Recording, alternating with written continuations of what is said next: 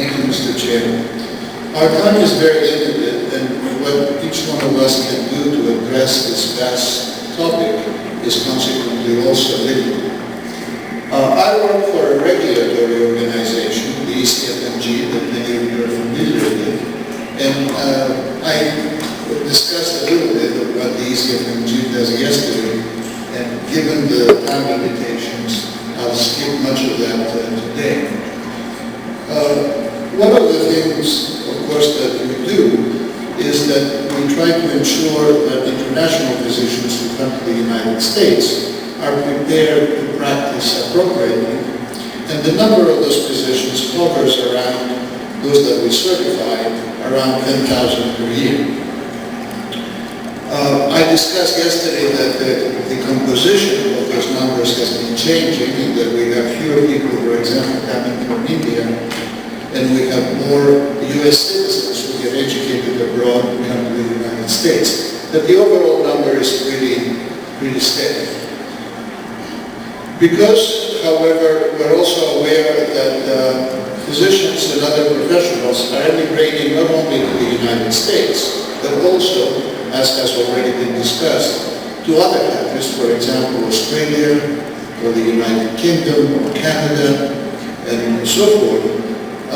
We at the EFCMG are faced with the two populations of international physicians, because we're being asked to do credentials also for physicians who work in most other countries.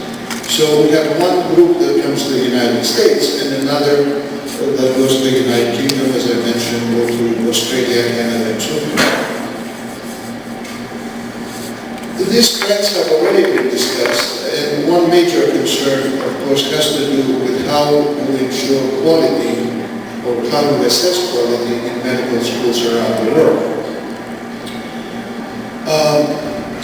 That particular concern my board addressed by adding a new requirement a few years ago to those that already existed for certification by the EFCMG, and that requirement is that effective in 2023, applicants for certification need to have graduated from an accredited international medical school. As Dr. Lindgren mentioned, we have worked very closely with the World Federation to find a mechanism that would allow people to do this. And over the last 4 years, I think a lot has been accomplished. One major accomplishment is the initiation of the Recognition of Accreditors program by the World Federation and the establishment of the new World Directory of Medical Schools as a partnership between the World Federation and FAPE. This is very much linked to the recognition program, because it's hard to have a recognition program if you don't know which are the schools that you're supposed to accredit, and that ultimately accrediting agencies need to be recognized so as to be able to accredit. And the other thing is that our foundation, FAPE, has begun research on the impact of accreditation, and that's an area where very little has been available in the past. What is still needed is effective national or regional accreditation programs that can be recognized by the World Federation worldwide, and some parts of the world, especially Africa, are lagging behind. There's a need for a solid infrastructure for the World Federation's program, but I think WIFME is working on that, and I expect that they'll have that in place very shortly.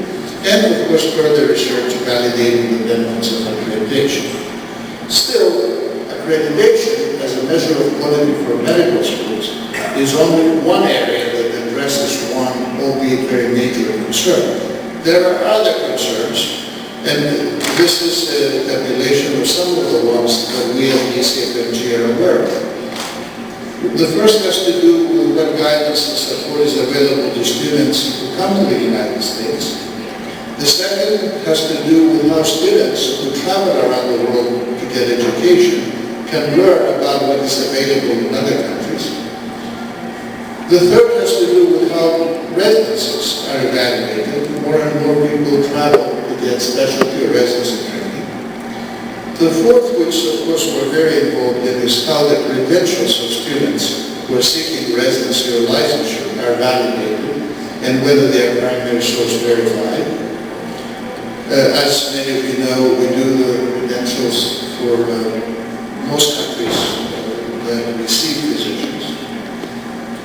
And other mechanisms for international specialty training certification.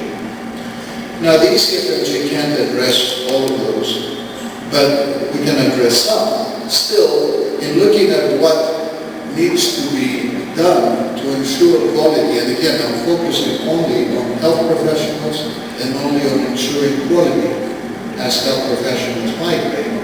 What are the requirements that need to be in place? And that's not an exhaustive or all-inclusive list, but at least to my mind, we need to have global medical education standards, a world directory of medical schools, an international accreditation system for medical schools, an international credentialing system that ensures primary source credentials verification, a medical student exchange system, an international GME accreditation system, and harmonized certification and licensure standards. To address these some of these areas of concerns, we've implemented a program called ECHO, the EFCMG Certificate Holders Office, that's primarily addressed to physicians who are certified by us or have been certified by us, and essentially is to help them with acculturation in the United States. It's a program that involves no charges. We put candidates in touch with mentors, ideally from their country, and we provide them information and other resources to help them adjust and adapt to the United States. For all international medical students, we have put in place the Global Education in Medicine Exchange Program, and for students who may never come to the United States, we're primarily focused in the area of credentials. The Global Education in Medicine Exchange Program, or GEMEX as we call it, we hope will facilitate and promote international exchanges in medical education, providing medical schools and students with access to the two most essential components of effective exchange programs, information and community.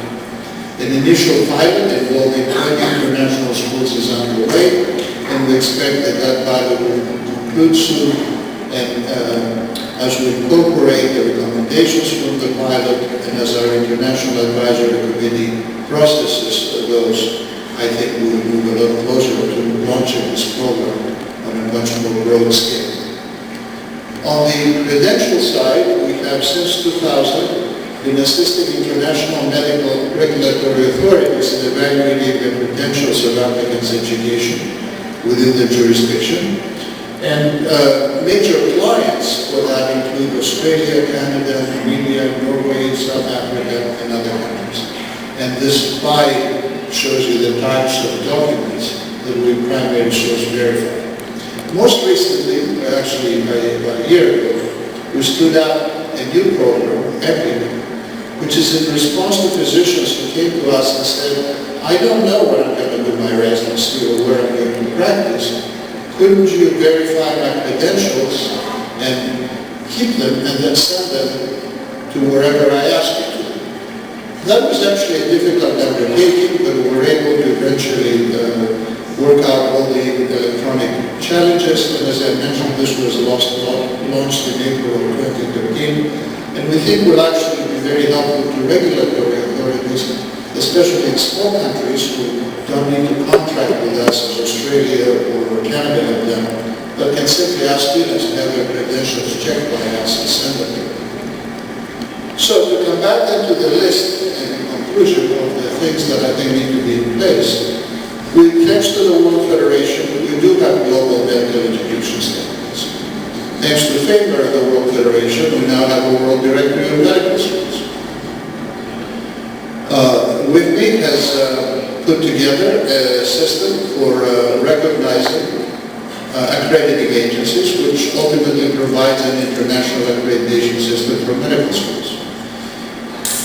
Through EPIC and the ICS, systems are available providing primary source verification of credentials. And although I haven't had a chance to talk about this, as many of you know, the ACGME, the Accreditation Council for Graduate Medical Education, now offers an international GME accreditation system, and they have put that in place in Singapore and currently are working on the Middle East. Finally, the most challenging area is harmonizing certification and licensure standards, but the International Association of Medical Regulatory Agencies is a place where I think a dialogue in this area is already underway, and I expect that a lot will be accomplished there. So thank you very much, and I don't think we have